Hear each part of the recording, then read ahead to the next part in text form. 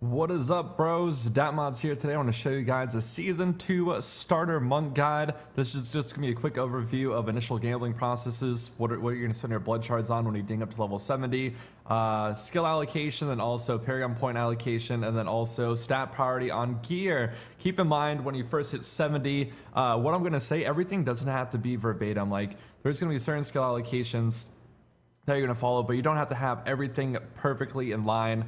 So just listen to what I'm gonna say. It's important. Fuck. Anyways, skill allocation, Fist of Thunder with Quickening is just a quick generator. It is physical based, but we're just looking for a skill that generates spirit as quickly as possible. Late game for monk, we're going to be using non-gen builds, but in the start, you will be dependent somewhat on a spirit generated in order to use your spenders. Second off is movement speed, or movement speed slash, well yeah, just a movement speed ability. Movement speed allows you to move around quicker. The faster you move, the more efficient you are. I usually like Way of the Falling Star. Gives you 20% movement speed boost for 4 seconds. Another thing you'd use is Quicksilver. It increases the cap to 3 charges. Or if you want a survivability boost, you could swap to Blinding Speed, which will give you a 40% increased chance to dodge for 4 seconds after using Dashing Strike. And obviously they have like their respective elemental damage type associated to it. You're not going to really worry about too much about the elemental damage types. It's more about the secondary bonuses of what the runes give. Sweeping Winds, Inner Storm. First off, damage. That's the biggest thing. Second off, Spirit Regen, 8% Spirit per second. Since we are going to play in a pretty heavily Spirit dependent build, we needed like most of the Spirit Regen that we could get. Even though we do have a generator, Sweeping Winds, extra damage plus the Spirit Regen, it's amazing. Exploding Palm with Shocking Grasp rune. That is going to be where most of our bursts is going to be coming from. So what we're going to do as a monk is we're going to select really, really weak targets. So you're going to find the mob around the elite pack that has the lowest health possible, and you're going to put your Exploding Palm on it.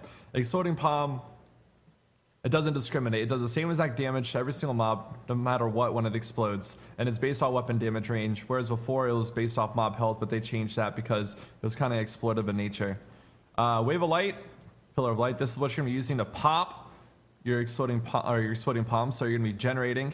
You're going to apply Exploding Palm, and then in order to pop the targets or make the targets explode that have Exploding Palm applied to them, you're going to be using your Wave of Light.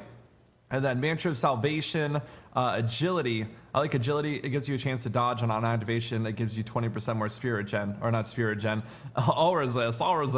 So it's like 40% all resist plus 35% to dodge. If you have enough all resist in general, you can swap it to Mantra of Healing with Circular Breathing, which will give you 3 Spirit Gen per second. Now in terms of passive skills, what passes are you going to use? Harmony, 100% required. 100% required 100% of the time, no matter what. Like Harmony, you're going to be using it. What it does, it takes 40% of your single elemental resist, and then it applies it to your all resist. So instead of having like all resist as one of your 4 primary stats, you're going to be dependent on your secondary stats, like your stacking resist of physical resist, fire, cold, arcane, lightning, in order to get your resist. So Harmony, 100% required. Momentum is really nice because if you're being efficient, you will pretty much never drop this buff. Like every single time you run around 25 yards, getting 20% damage buff for 6 seconds. If you're being efficient, you really shouldn't lose this. Sometimes you'll lose it, maybe like when you're fighting Elite Pack, if there's some certain crazy affixes on it. Momentum is just a flat damage boost. Next thing is Spirit Gen. Since we are playing a fairly Spirit dependent build, more Spirit Gen, and then also more Max Spirit, which is amazing. And then Shot of Resonance. The reason why I like this, it reduces the activation cost of your mantra by half. So you more uptime on 40% more all resist. And in addition to that, it gives you more Spirit Gen. You can change out Shot of Resonance or Exalted Soul to like on hardcore for near-death experience. Or if you really want to, you could run STI so your generators have a little bit better effect. Whenever you have a mob over 75% life, you gain 30% attack speed for 4 seconds. More attack speed, or spirit generation. Okay, now going over important attributes on gear. I will show you guys a little guide. I'll link a guide down below that shows like best possible attributes for every single slot of gear, but I'll mostly just overline what is important on your monk. I'm not going to go into vast detail in the video on the min-max of every single little slot. So one of the biggest things you want is a decent weapon. You want a slow weapon that has like a 10% damage increase, which we don't actually have right now. I did like 1 craft. Like I said, you can't be picky when the new season starts. I really just did like 1 or 2 crafts of every single item in this thing. And then I picked up like some items off the ground when I was running around making sure it was working. So yeah, I have a pretty bad weapon. So what you want is the damage range roll. Damage range roll is 1091 to 1375. You want to make sure that's high. Then you want like a 10% damage increase. 10% damage increase is going to increase the damage range of your weapon. The damage range is 2828 to 3287. That is what all your skills are based off. All the damage of your skills are based off of damage range, not DPS.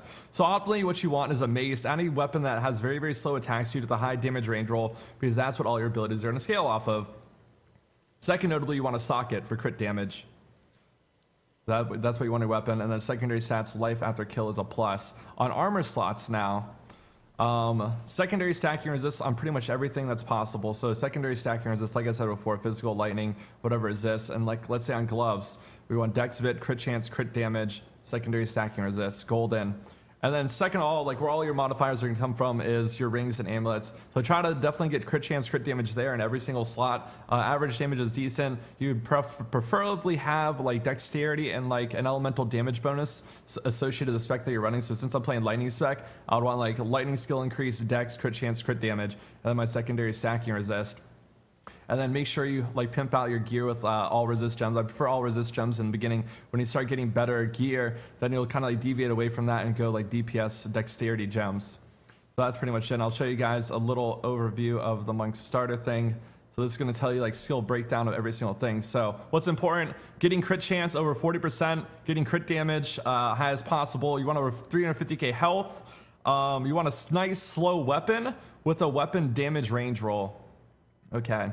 Percent damage increase, and then here's everything else. And then you just want dex and vit, and then enough all resist, usually like 70 all resist or 700 all resist, and then make sure your movement speed is at the 25% cap via like boots. So boots could get it, and there's certain braces that could get it, and then just start putting your initial Paragon points in the movement speed. Also, another notable thing that I forgot to mention for your gear is damage bonuses to certain skills. So on helmet, you can get like wave of light damage or exploding palm damage. Same applies to bracers. So if you get those bracers boots, if you get those on your gear, that would be awesome. It would be absolutely 100% amazing. So that's your skill breakdown, and I'll link that paste bin in the info section. It'll tell you the true breakdown.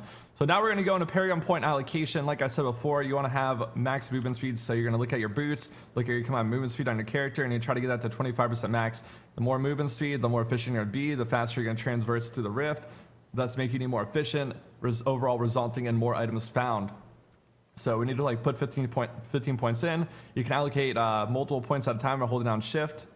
That's what we're going to do. And then after this, if you don't have that 350k health, like I said before, you'll put some in vitality. If you have over 350k health and you're just starting T1, T2, that's fine. And then I'll just put it into dexterity. And then second all, for offensive on starter monk, you want to make sure your crit chance is good, right? So if you have over 40% crit chance, we're going to look at a roll. If you have over 40% crit chance, that's good. You usually want to be at a 10-to-1 ratio. 10-to-1 ratio per crit chance. So our crit chance is good, so we're going to put crit damage in first, then crit chance, and then we're going to do attack speed, then cooldown reduction. If you notice on our gear, we don't really have that many cooldown related stuff on there yet. When we go into like a more in-depth monk or advanced monk, when you get our SWK set, cooldown reduction is prioritized first, but not for here. For defensive stats, we're going to go all resist first, armor, life percent, and then life regen. For utility, resource cost reduction, life on hit, obviously for regen. The thing about life on hit, it only applies once per like skill press. So if your wave light hits like 20 mobs, it's not going to give you like 20 mobs worth of HP, unfortunately. And then area damage, and then obviously a gold fine max.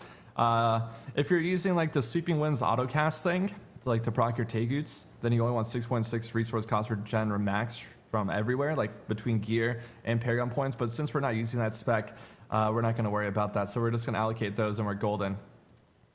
I'm forgetting something, and I don't know what it is. Oh, so your goal as a monk when the season starts is getting into Torment 2 as quickly as possible. Like, damn odds, why am I trying to get into Torment 2 as quickly as possible? The reason why is when you complete bounties on Torment 2, you have a 50% chance to get a Herodric cash item, right? A Herodric cash items. And from the Herodric cash, you get these things called Ring of the Royal Grandeur. Ring of the Royal Grandeur allows you to reduce the number of items needed to achieve a set bonus by 1. So obviously that's very helpful for when you're trying to get your Sunruku set, which you are going to be trying to get in the beginning of a season. You are going to want to get this Ring of the Royal Grandeur, right? You get the Ring of the Royal Grandeur, and then you'll have to find 3 items. And this is where we're going to talk about initial gambling. So initial gambling, get in T2 with the spec, which is really easy to do. Do your split bounties, right? Get the Ring of the Royal Grandeur, and then start gambling for your Sunruku gloves. The gambling priority for monks in the beginning of the season is gloves, shoulders, and helmet. Gloves to get your Sunruku gloves. Obviously, shoulders to get the shoulders, and then helmet, and then hopefully you'll get a Ring of the Royal Grandeur. The stats on these items, as soon as you start a season, do not matter. You are solely gambling for these items in order to get the set bonus. The set bonus will instantaneously pretty much put you into T6. And well, obviously, here's the set bonus. Every single time you cast one of your spenders, it causes a clone to spawn that increases. That's based off elemental damage, and then explodes for 1000% weapon damage. And then after the clone spawns, it buffs your spenders by 500% for 3 seconds. So getting this Sunruku set with absolutely any stats on it is imperative. It doesn't matter. It will replace any legendary, any yellow item. As long as you get your Sunruku set and you get your Ring of the Royal Grandeur, which you will do because you need to do bounties in order to get your rift fragments, and then you'll start doing like rifts and you'll profit from there. So anyways, let's see this spec and let's see the gameplay of it. Starter Monk 101.